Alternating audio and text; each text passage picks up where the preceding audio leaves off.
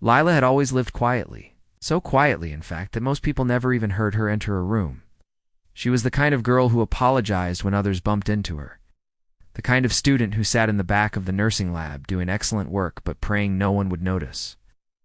But on one cold, windy evening, something happened that forced her out of the shadows and changed the course of her entire life. Lila was rushing down the street, clutching her backpack and her clinical folder, panicking because she was already running late. Missing a hospital shift was a serious academic offense. Her professor, a woman named Grant, had warned her twice already. Just one more strike, and she could be set back an entire semester, maybe even fail the program. The thought alone made her stomach churn. Her future felt so fragile, balanced on a knife's edge.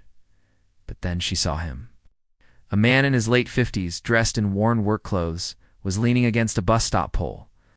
Blood trickled down his arm, dark, steady, and deeply worrying. His hand was wrapped around a crude piece of cloth. But it was already soaked through, the red stains spreading with every passing second. People passed him, glanced, and kept moving, their faces indifferent, lost in their own worlds. They were just like her a moment ago, rushing, busy, focused on their own destinations. But Lila stopped, hard. Her heart pounded against her ribs like a trapped bird. A war raged inside her head. You don't have time, you can't miss another shift. Professor Grant's stern voice echoed in her mind, a clear and present threat to everything she had worked for. But then her gaze met the man's eyes, and the internal battle fell silent. What she saw, their mix of fear and deep embarrassment, pulled her forward before she could second-guess herself. It was the look of someone trying to be strong, but failing. She approached him slowly, her voice barely a whisper. "Sir, you're hurt." He tried to smile, a weak, painful effort. "It's just a cut. I'm fine." But he wasn't fine. The paleness of his skin and the slight tremor in his hand told a different story. The story her nursing training had taught her to read. Without another thought, Lila dropped to her knees on the cold pavement. She unzipped her bag and pulled out her student nursing kit gloves, disinfectant gauze. Her hand shook, a betraying sign of her own anxiety, but her voice, when she spoke again, was surprisingly firm.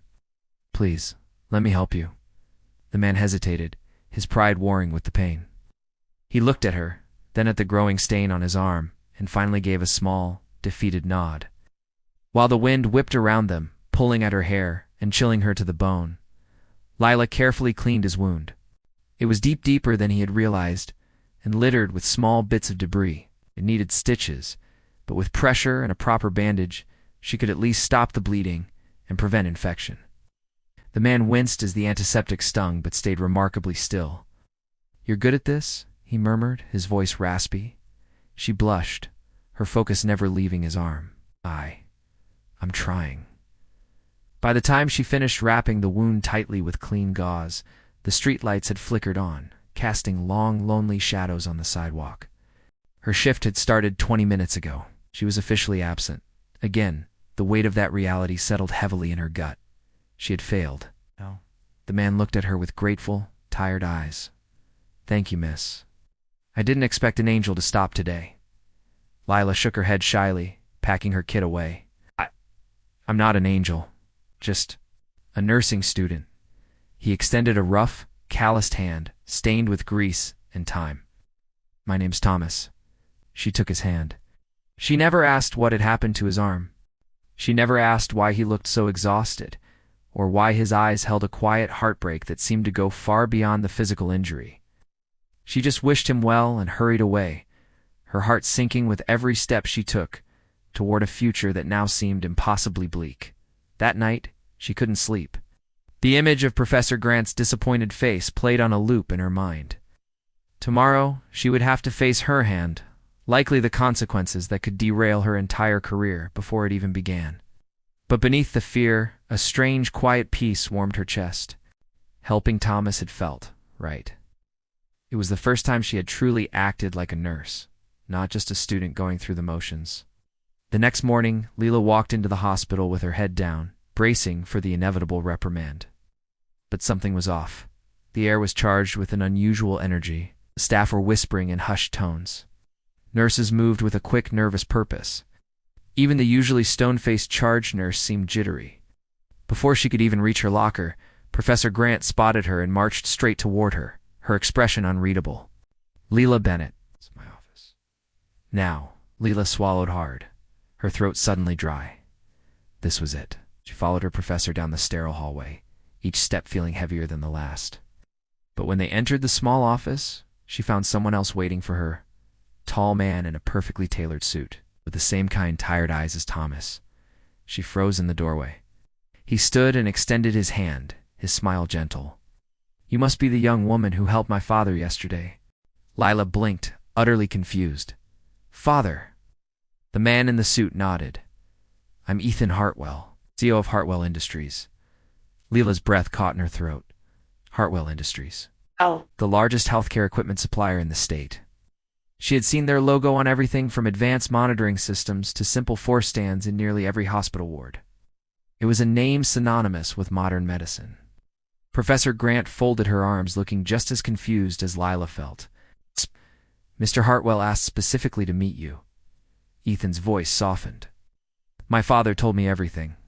He said a shy young woman saved him before he even realized he needed help. He told me you treated him with more care and respect than most people ever have.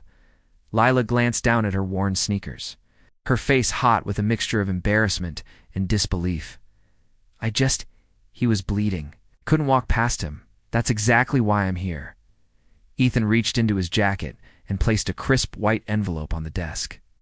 Lila's name was written on the front in elegant script. Professor Grant picked it up, her eyes widening as she read the contents. She looked from the paper to Lila, her jaw slightly agape. Inside was a full scholarship, covering the rest of Lila's tuition and expenses. Lila's knees nearly gave out from the shock. Professor Grant gasped. This is extraordinary. There's more, Ethan continued gently. My father has been struggling since my mother passed away. He rarely leaves the house. Yesterday was the first time he'd gone out in weeks just to try and feel normal again. He told me your kindness reminded him that the world still has good in it. You didn't know who he was. You didn't care. You just helped a person in need. And people like you are the future of healthcare. Lila's eyes burned with unshed tears. But I missed my shift, she whispered, the guilt still clinging to her. I thought I ruined everything. For the first time, Professor Grant's stern facade cracked, replaced by a look of genuine admiration. Oh. She shook her head. Lila, you made a decision based on compassion and immediate medical need. You prioritized a human being over a rule. Honestly, I'm proud of you. Ethan smiled. And if you'd like, our company offers paid internships for top nursing students. Consider this your open invitation. Lila covered her mouth as tears finally slipped down her cheeks.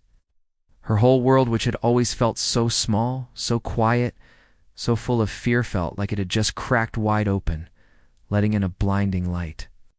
That afternoon, Lila visited Thomas in a private hospital room where Ethan had brought him for proper treatment. He lit up the moment she walked in. My angel, he whispered, his voice stronger now. She laughed softly, pulling a chair to his bedside. I'm still not an angel.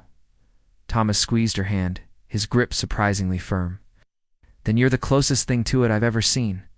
Ethan watched them from the doorway, a thoughtful, almost protective expression on his face. For the first time in her life, Lila felt seen. Not for her quiet obedience or her good grades, but for the part of her she had always thought was a weakness. For the first time, she felt like her gentleness wasn't something to overcome, but a strength the world desperately needed. In the end, Lila didn't become a great nurse because she had perfect attendance or aced every exam. She became a great nurse because on a windy street, on an ordinary evening, she chose compassion over convenience, humanity over rules, and heart over fear. And that one simple choice, made in a moment of crisis, didn't just save a man's arm. It revealed her true calling and illuminated the path for her entire future.